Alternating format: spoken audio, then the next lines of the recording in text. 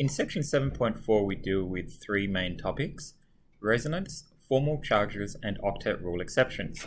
So your book does deal with octet rule exceptions in section 7.3, but I put it right in this part because it really links in very nicely with the two concepts of resonance and formal charges.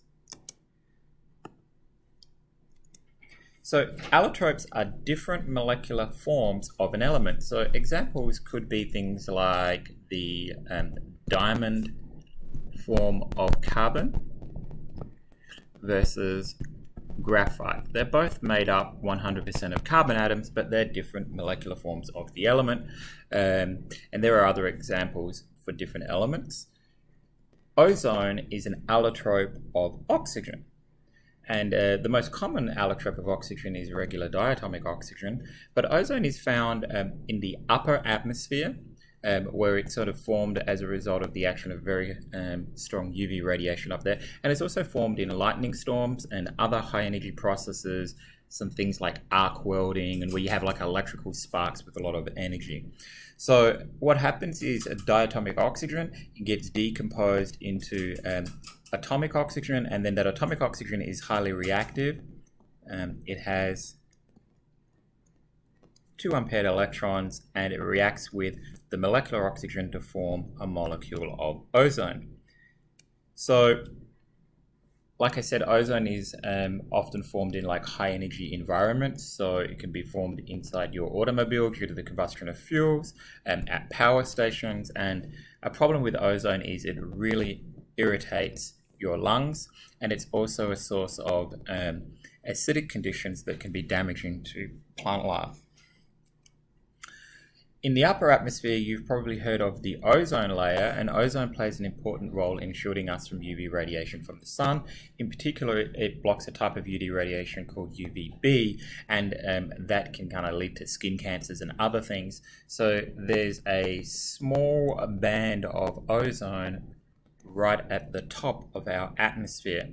And until the mid-90s, we were burning a big old hole in this ozone layer right above the South Pole. And chemists figured out what was going on, and they actually found out how to stop that hole from forming. And in a sense, chemists saved the world. And yeah, we'll talk about that a lot in Chemistry 163. So we're going to draw the Lewis structure for ozone. Oxygen is in group 6A. So we have 3 times 6, because we've got 3 oxygen atoms here, 18 valence electrons to work with.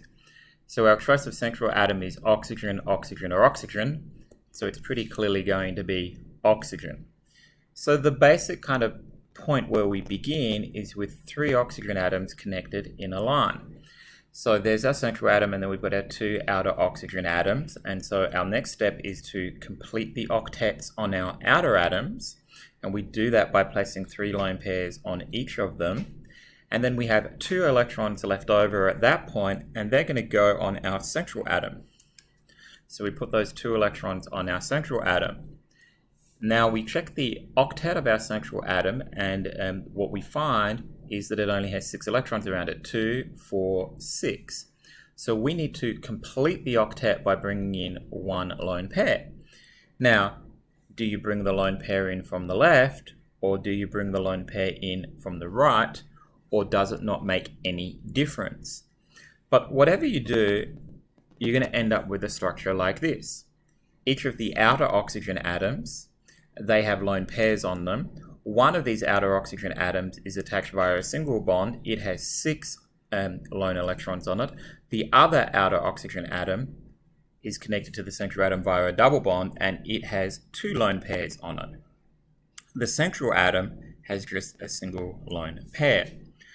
So it looks like in ozone we have 1 single bond and 1 double bond, but you know, we have 2 equally as good Lewis structures. One just happens to have the double bond on the left, and the other one happens to have the double bond on the right. But you know, if we just flip this molecule, we'd end up with the other one. So it looks like these 2 are what we call equivalent Lewis structures. There's no real difference between them. They're all equally as good as each other. So in that final step of drawing the Lewis structure for ozone, there were two choices. We could bring the lone pair in from the right, or we could bring the lone pair in from the left. And as we were talking, one is not any better than the other. They both use up the electrons that are available, and they both result in every atom having an octet. So the answer is one structure more valid than the other? We'd have to conclude no.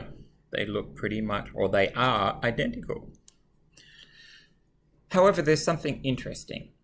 When you look at the experimental structure of ozone, you don't find a short double bond and a long single bond. What you find is that all of the bond lengths are the same. And so that doesn't make any sense. It's inconsistent with both of the Lewis structures that we've got. And the reason is because there isn't a long bond and a short bond. There's only one type of bond, and what it is an average of our two correct equivalent Lewis structures. So what we really have in ozone is not one single bond and one double bond, is that we have a kind of a 1.5 bond between the outer oxygen atoms on both sides. So we indicate this when we have a set of equivalent good Lewis structures by writing out all of the Lewis structures separated by double-headed arrows. And sometimes there's 3 or 4 of them. So the true structure is what we call a resonance hybrid of all of the correct equivalent Lewis structures, and it actually exists as an average of all of them. So sometimes this double-headed arrow kind of gives the impression that it's flipping between two things. It's not, it's an average of the two things. So it's kind of like if you have a mixed breed dog, so you mix a Great Dane with a Chihuahua, you kind of get a dog that's in between those two sizes. It's not flipping Great Dane Chihuahua, Great Dane Chihuahua, Great Dane Chihuahua. That kind of doesn't happen, right? So that's what's going on here. We end up with one average structure of the two equivalent resonance structures. So let's look at something that's a little more complicated. I said that sometimes you can have more than 2 resonance structures, maybe 3 or 4. So we're going to illustrate that with the nitrate anion. So the nitrate anion, we get 5 electrons for the nitrogen atom because it's in group 5A, and then we get 3 times 6 electrons for the oxygen atoms, and then we get 1 electron for the negative charge, and that gives us 24 electrons overall. Now, as nitrogen is in group 5 and oxygen is in group 6, the nitrogen goes in the middle and the oxygens are on the outside, and we need to connect those with at least single bonds just to form any kind of structure at all. I like to put in the parentheses and the charge before I get too far along so I just don't forget. So I began with 24 electrons and I have to use 6 of them just to get the basic structure. That leaves 18 to finish everything else off.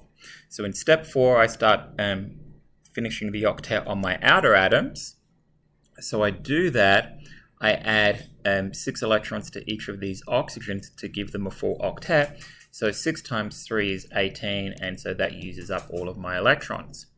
In step 5, if I had any electrons left over here, I would have put them on the central atom. I don't, so that's not needed. And then now in step 6, what I've got to do is check my central atom and see if it has an octet.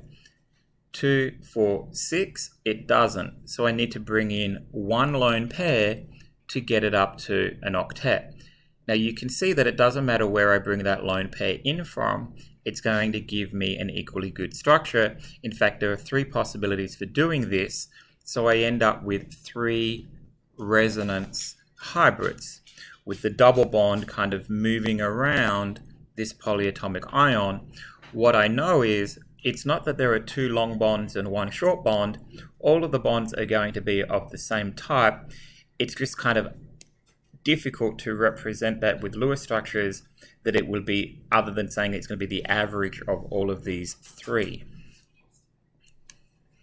Okay, so that concludes the section on resonance, and there will be another 2 videos covering the next 2 sections.